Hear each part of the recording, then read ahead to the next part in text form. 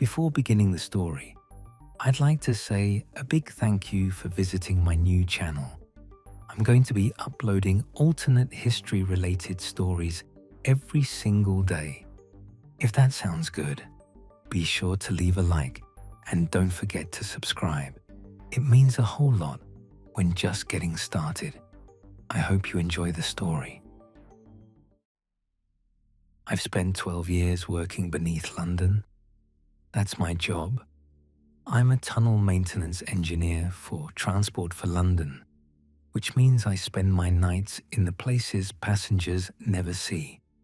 The ventilation shafts, the drainage tunnels, the abandoned platforms that don't appear on any public map. While the city sleeps above, I walk through the arteries beneath it, checking for cracks, leaks, failures in the infrastructure that keeps 8 million people moving. My name is Gavin Marsh. I'm 38 years old. I grew up in East London, dropped out of university after 2 years, bounced between jobs until I found my way into an apprenticeship program with the Underground. It suited me. I've never been comfortable with people, with the noise and chaos of life on the surface. Down in the tunnels, there's a rhythm I understand. The rumble of trains in the distance, the hum of ventilation systems, the particular silence that falls in the small hours when the last services have run and the maintenance crews have the system to ourselves.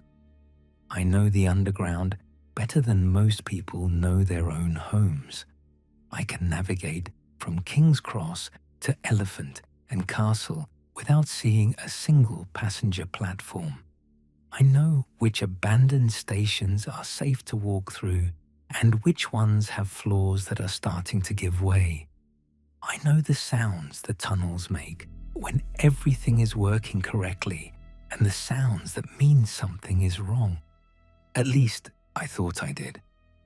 3 months ago, Transport for London announced something unprecedented, a system-wide shutdown, 48 hours with no trains running anywhere on the network, a critical failure in the deep drainage infrastructure, they said.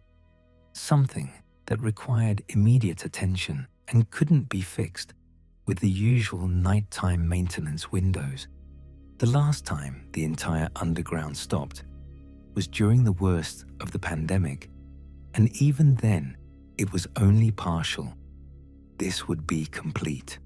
48 hours of silence beneath London. I was assigned to a team working in the deep tunnels beneath the Northern Line. The deep level sections, the ones that run far below the regular train lines, through infrastructure that hasn't been properly examined in decades. It was challenging work, but I didn't mind. I'd always been curious about the parts of the system I'd never seen. The night before the shutdown, I was finishing up a regular shift when an older colleague named Desmond pulled me aside.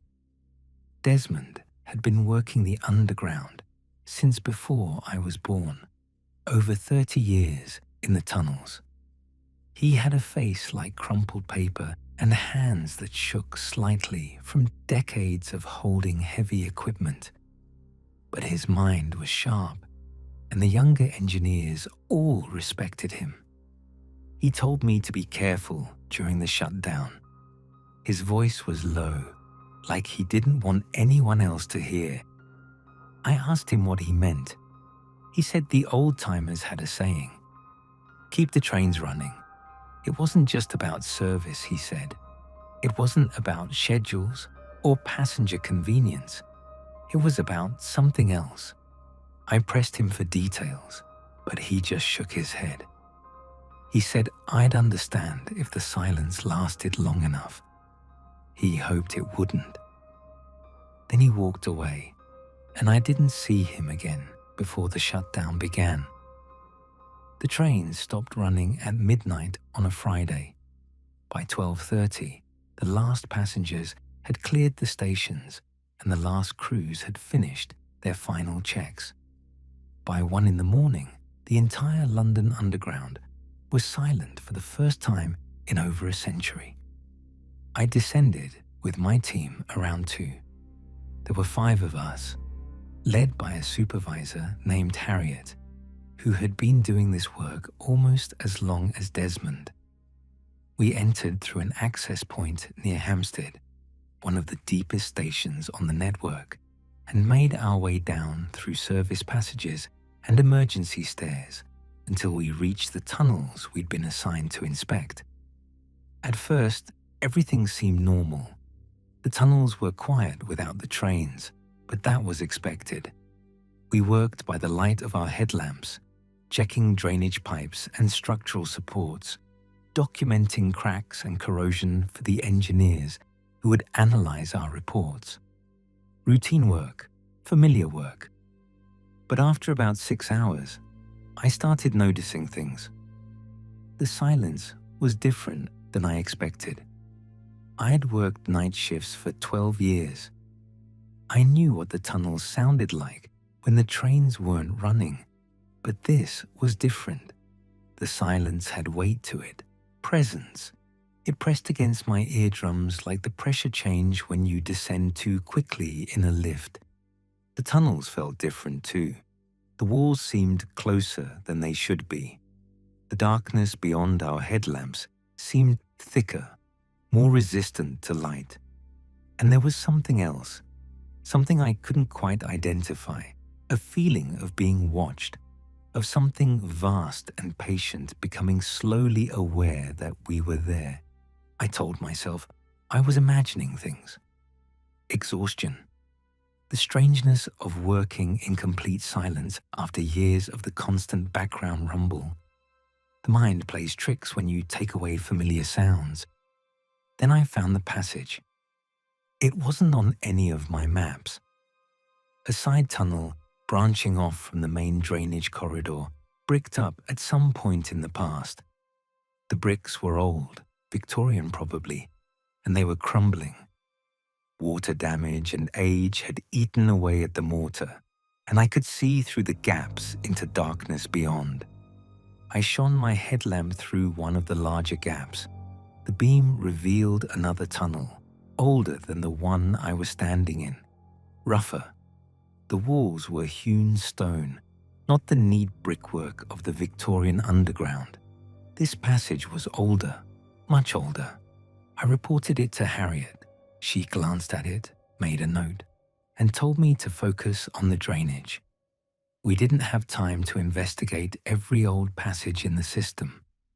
There were miles of abandoned infrastructure down here, built over and forgotten across 160 years of constant expansion.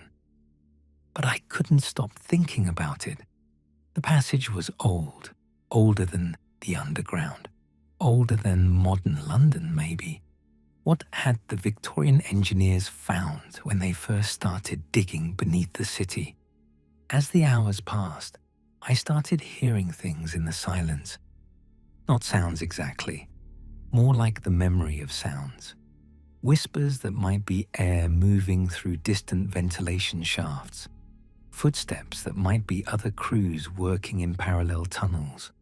A low hum that might be vibration from the surface, from traffic and construction, and the general activity of a city that never fully sleeps. But the sounds didn't behave the way they should. They seemed to come from everywhere at once. They seemed to move, circling us in the darkness, getting closer and then receding. And underneath it all, I could feel something, a pressure that had nothing to do with air or depth, the sense of something paying attention. We took a break around the 12-hour mark. Harriet found a maintenance room near one of the deep stations, a forgotten space filled with old equipment and filing cabinets. The others sat down to eat and check their phones, grateful for a moment of rest. I explored. The filing cabinets were stuffed with old documents, engineering records from decades past, covered in dust and water stains. Most of it was routine maintenance logs, shift schedules, equipment inventories. But in the bottom drawer of one cabinet, I found something different. Plans. Original construction plans from the 1860s, when the first underground lines were being built. The paper was yellow and brittle, the ink faded but still legible. I spread them out on a dusty table and studied them in the beam of my headlamp. The plans showed the original tunnel layout, which I'd seen before in historical documents. But there was something else, something I'd never seen in any official history. The tunnels weren't just transportation routes. They were positioned according to a specific pattern, a network of overlapping circles that covered the entire city. And at the center of each circle, marked with a symbol I didn't recognize, were locations labeled with words that made my stomach turn cold. Suppression nodes. I dug deeper into the cabinet. I found a journal, leather-bound, the pages covered in cramped handwriting. It belonged to an engineer named Whitmore, one of the men who had supervised the original excavation. The journal started normally enough. Construction updates, problems with soil stability, complaints about funding and delays. But as the excavation went deeper, the entries changed. Whitmore described what they found beneath London, evidence of older tunnels, far older than any known construction. Passages that predated the Romans, predated the Celts, predated any human presence in Britain. And something else, something in the deep earth that Whitmore struggled to put into words. He called it the presence. Not alive, he wrote, not dead. Something between, something that had been there since before the city, before the island, before humanity crawled out of the mud. Something that slept beneath London and had slept for so long it had forgotten it existed. The presence was dormant as long as there was activity above it. The noise of the city, the vibration of industry, the constant motion of people and machines, all of it suppressed the presence, kept it sleeping, prevented it from becoming aware. But activity was inconsistent. Some parts of the city were quiet. Some hours of the night were still. The presence stirred during those quiet times. Workers reported strange experiences in the early tunnels, passages that seemed to change when no one was watching, sounds that shouldn't exist, a feeling of vast attention turning toward them in the silence. The underground, Whitmore wrote, was not just a transportation system. It was a machine for generating continuous vibration across the entire city. The tunnels were positioned to distribute the effect evenly. The schedules were designed to minimize quiet periods. Even the stations that would later be abandoned served a purpose. They were nodes in a network designed to keep London perpetually restless, keep the trains running. That was the mandate passed down from the original engineers. Not for the passengers, for survival. Keep the trains running, and the presence would sleep. Let the train stop, and it would begin to wake. I read Whitmore's journal until my headlamp started to dim. The final entries were warnings, descriptions of what happened during the construction when sections of tunnel were complete but trains weren't yet running. Workers who went down into the silence came back different, not injured, not replaced, just changed, aware of something they hadn't been aware of before, unable to escape the feeling that something beneath them knew they were there. Some of them never recovered. They couldn't work in the tunnels anymore. They couldn't sleep at night. They spent the rest of their lives feeling the presence beneath them, even when the trains were running and the city was loud. I I closed the journal. My hands were shaking. 24 hours into the shutdown, things got worse. The silence had physical weight now. I could feel it pressing against me, thick and heavy, like trying to move through water. The tunnels felt wrong in ways I couldn't articulate. I was certain the walls had shifted. The passages I'd walked through hours ago were now slightly different. Distances seemed wrong. Turns appeared where there shouldn't be turns. The familiar geography of the underground was becoming unreliable. My team was nervous. 2 of them had already asked Harriet to send them back to the surface. She refused. We had a job to do, and we weren't even halfway done. I went back to the bricked-up passage. The gap was wider now. The bricks had crumbled further, though no one had touched them. The opening was large enough to fit through if I squeezed. Beyond, the older tunnel waited. Rough stone walls stretching into darkness in both directions.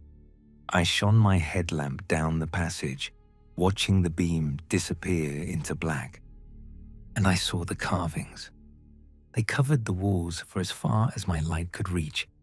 Words scratched into the stone, repeated over and over in what looked like Latin.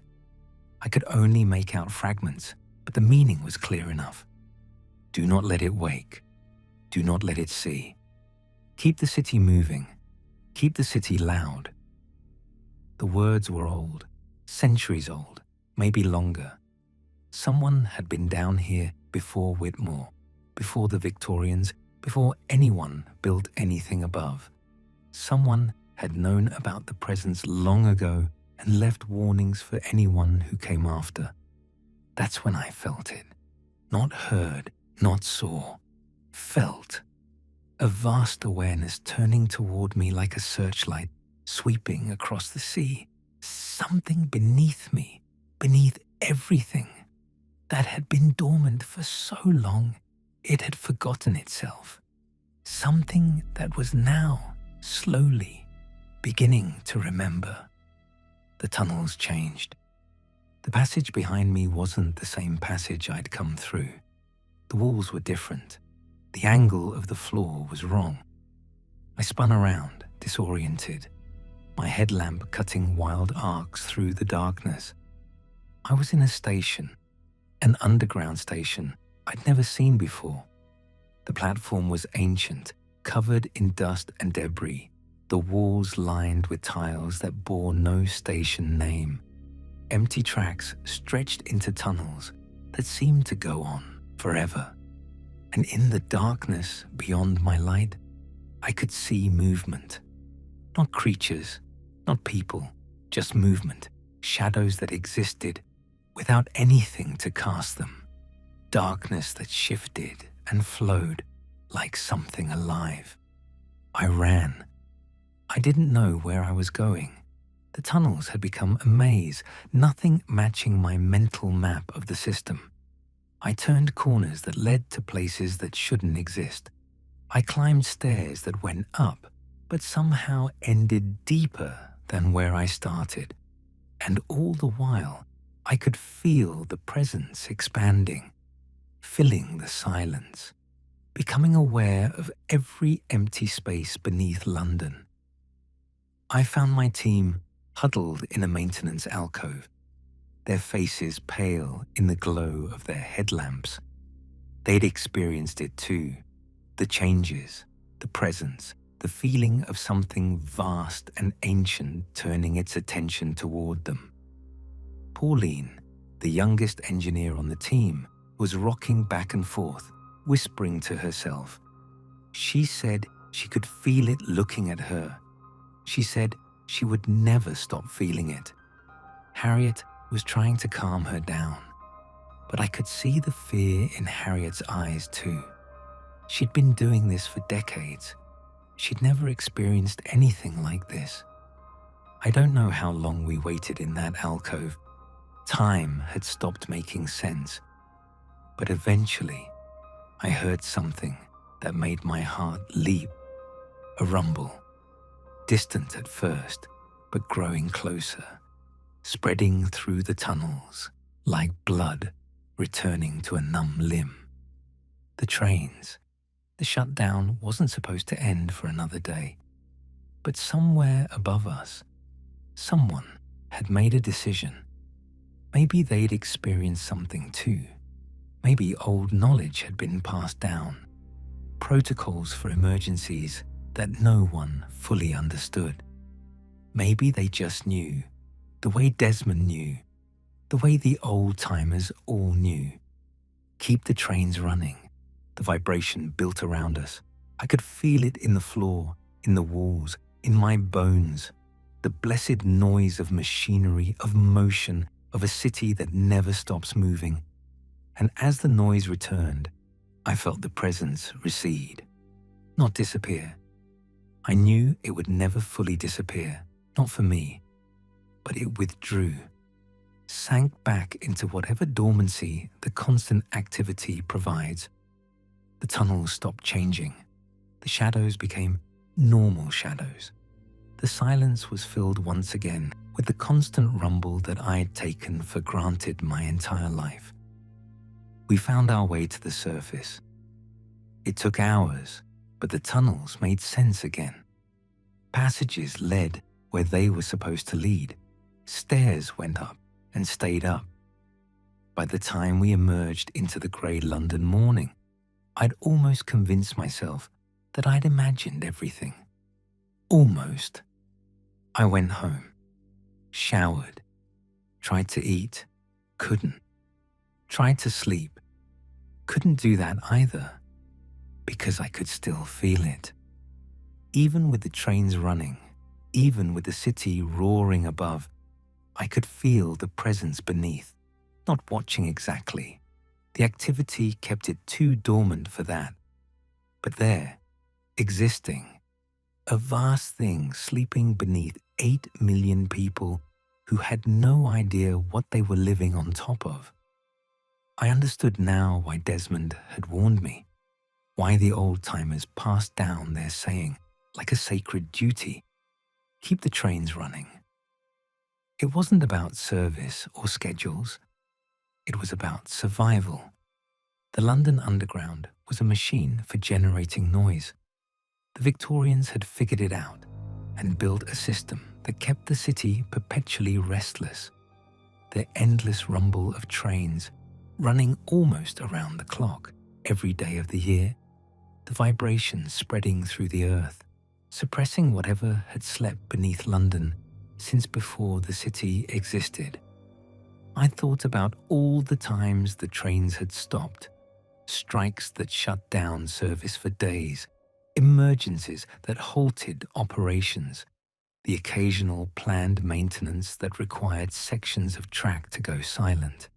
Every gap in the endless rumble was a moment when the presence could stir, could become a little more aware, could inch a little closer to whatever would happen if the silence lasted long enough. I went back to work a week later. I requested day shifts when the trains run at full capacity and the tunnels are loud with activity. My supervisor granted the request without asking why. Maybe she'd heard stories from the others. Maybe she understood. I avoid the deep sections now. I stick to the tunnels where I can hear trains every few minutes, where the vibration never stops, where the blessed noise keeps the presence dormant. But I can still feel it.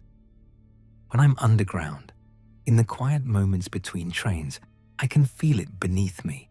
Sleeping, but not dead, dormant, but not gone, waiting for the silence that will, someday, inevitably, come again. I ride the tube as a passenger now, something I rarely did before. Every day, on my way to work, on my way home, sometimes just because. I sit in carriages packed with commuters, surrounded by noise and motion and activity. I feel the vibration through the floor, through the seat, through my bones. And beneath that vibration, if I pay attention, I can feel something else. I think about Pauline sometimes. She never came back to work.